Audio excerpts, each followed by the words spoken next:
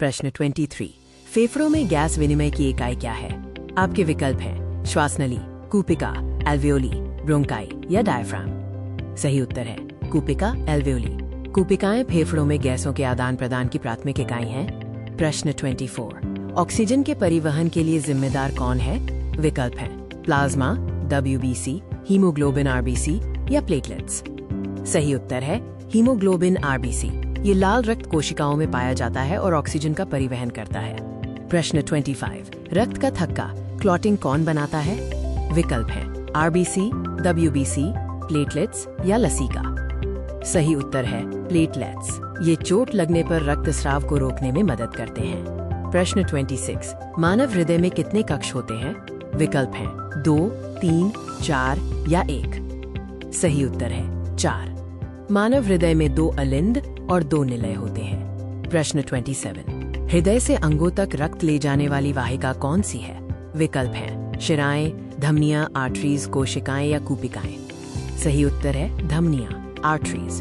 धमनियां शुद्ध रक्त को हृदय से शरीर के बाकी हिस्सों तक पहुंचाती हैं। प्रश्न 28। धमनियों की दीवारें कैसी होती हैं? विकल्प हैं पतली, मोटी और लचीली, कमजोर या पारदर्शी। सही उत्तर है मोटी और लचीली। यह उच्च रक्तचाप को सहन करने में मदद करता है। प्रश्न 29। पौधों में जल का परिवहन किसके द्वारा होता है? विकल्प हैं फ्लोएम, जाइलम, जाइलम, रंध्र या कूटपाद। सही उत्तर है जाइलम, जाइलम। ये जड़ों से पौधों के अन्य भागों तक जल पहुंचाता है। प्रश्न 30। भोजन का परिवहन क्या कहलाता है? विकल्प हैं वाष्पोत्सर्जन, स्थानांतरण, ट्रांसलोकेशन, श्वसन या विसरण। सही उत्तर है स्थानांतरण, ट्रांसलोकेशन। ये पत्तियों से तैयार भोजन को पौधे के अन्य भागों तक पहुंचाता है। प्रश्न 31। रक्तचाप मापने का यंत्र क्या है? विकल्प हैं बैरोमीटर, स्फिग्मोमैनोमीटर, थर्मामीटर या एनेमोमीटर। सही उत्तर है स्फिग्मोमैनोमीटर। इसका उपयोग रक्तचाप को मापने के लिए किया जाता है। प्रश्न 32। सामान्य रक्तचाप कितना होता है? विकल्प है 80/120ths, 120/80ths of a millimeter Hg, 150ths या 140/90ths। सही उत्तर है 120/80ths of a millimeter Hg। ये एक सामान्य रक्तचाप का माप है। प्रश्न 33।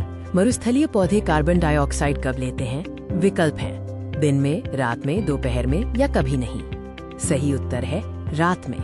वाष्पोत्सर्जन को कम करने के लिए मरुस्थलीय पौधे रात में कार्बन डाइऑक्साइड लेते हैं। प्रश्न 34। लाइपेज किसका पाचन करता है?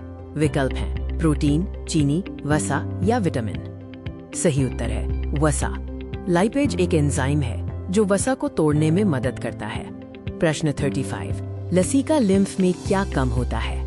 विकल्प हैं जल, वसा, प्रोटीन या हीमोग्लोबिन। सही उत्तर है हीमोग्लोबिन। लसीका में लाल रक्त कोशिकाएं और हीमोग्लोबिन कम होता है।